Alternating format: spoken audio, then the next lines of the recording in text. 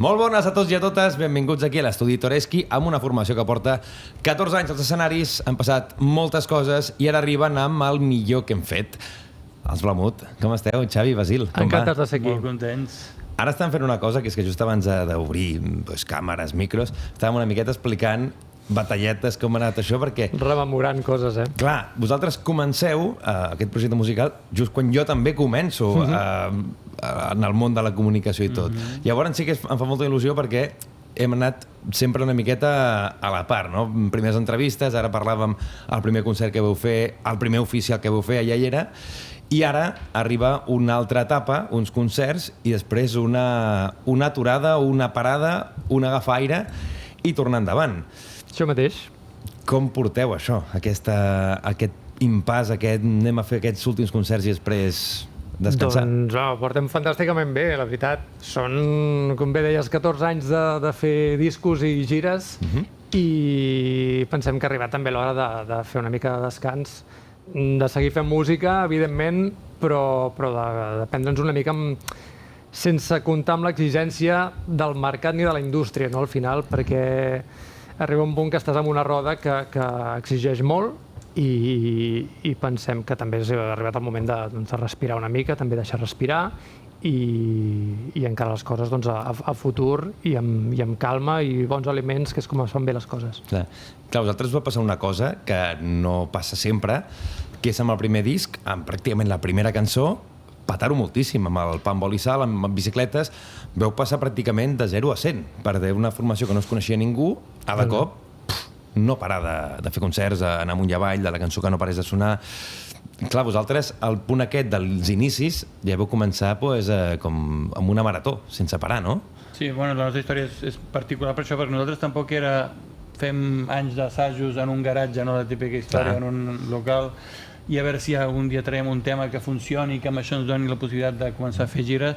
Nosaltres érem amics, cadascú tenia la seva vida, ens vam trobar, vam fer un disc amb la idea de regalar-ho als amics i poder fer algun concertet i després seguir amb la vida que teníem i no va ser així, ens va agafar tot plegat molt per sorpresa i una mica vam muntar el grup a mesura que anava sortint això.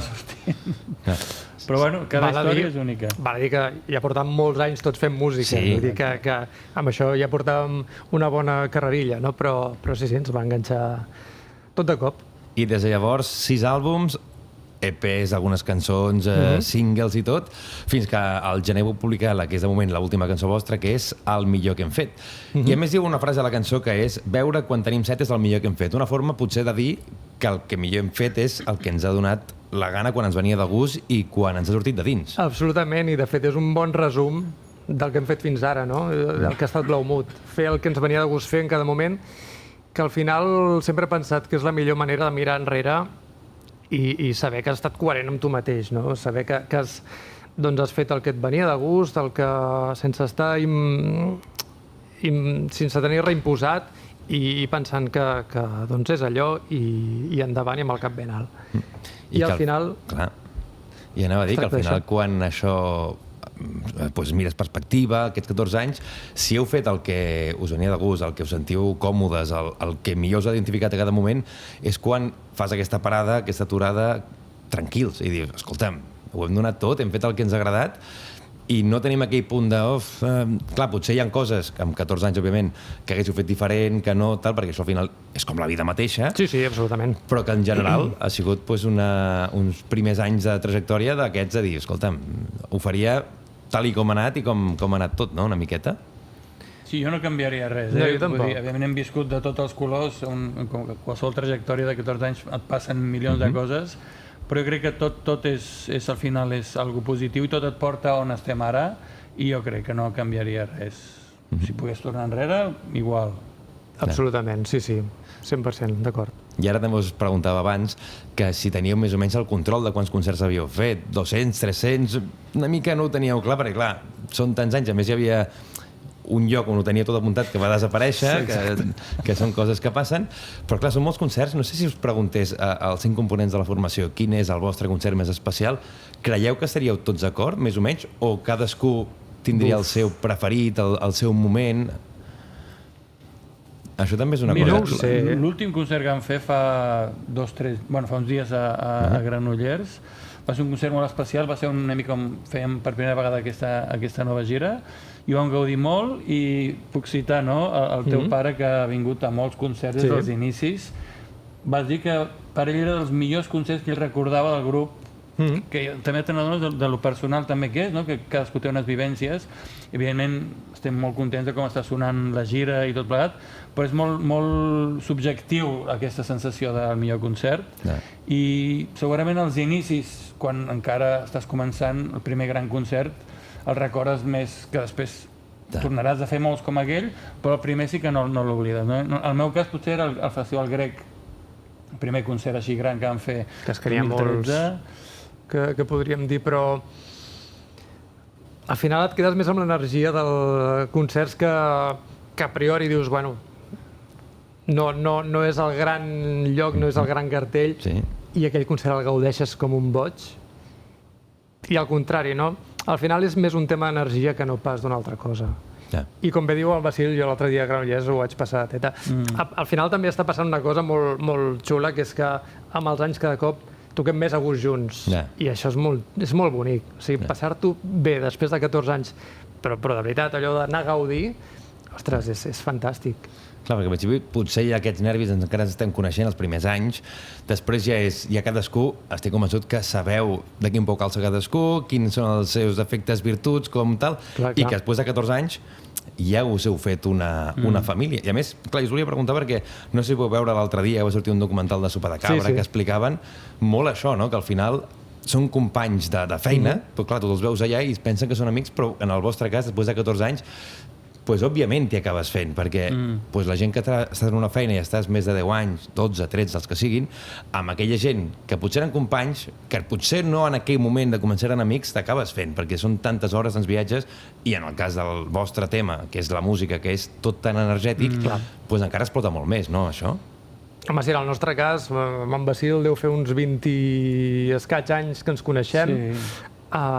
Sí, som amics. En el nostre cas som amics i molt amics. Hem quedat, hem fet vacances junts, hem fet de tot i contents que així sigui i la nostra relació continua intacta, i això és maco també. I alhora això suposo que es transmet a l'escenari a l'hora de tocar i el que tu dius. Quan li veus la cara a en Basil, a l'Oriol, a en Toni, a en Manu, ja saps què farà. És molt xulo això, perquè la complicitat es va retroalimentant i és molt maco. I ara que deia Sopa de Cabra, no sé si us veieu 26 anys més junts, fins als 40 que estan celebrant Sopa de Cabra.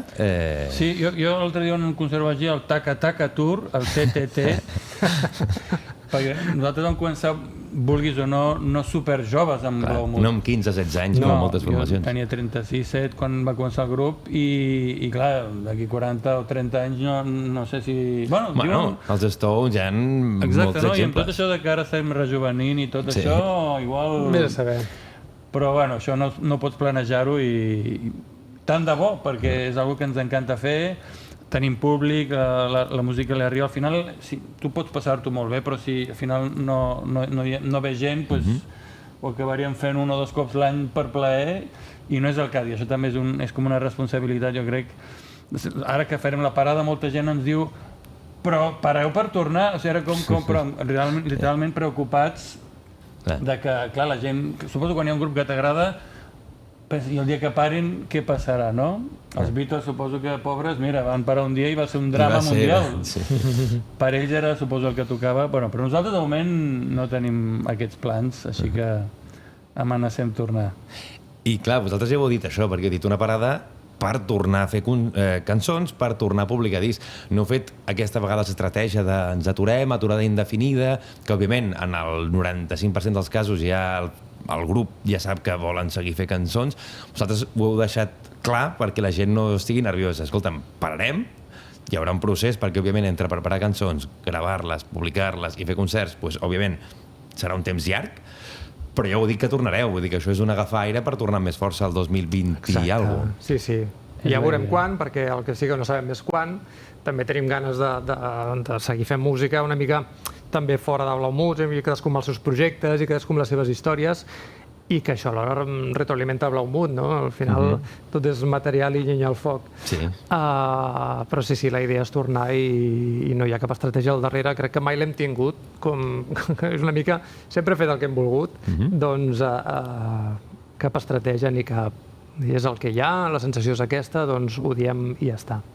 Vau començar a Granollers, ara el 6 de juny seguiu la gira, 10 concerts més fins al 17 d'octubre, Sala Apolo, últim concert d'aquesta gira, del millor que hem fet.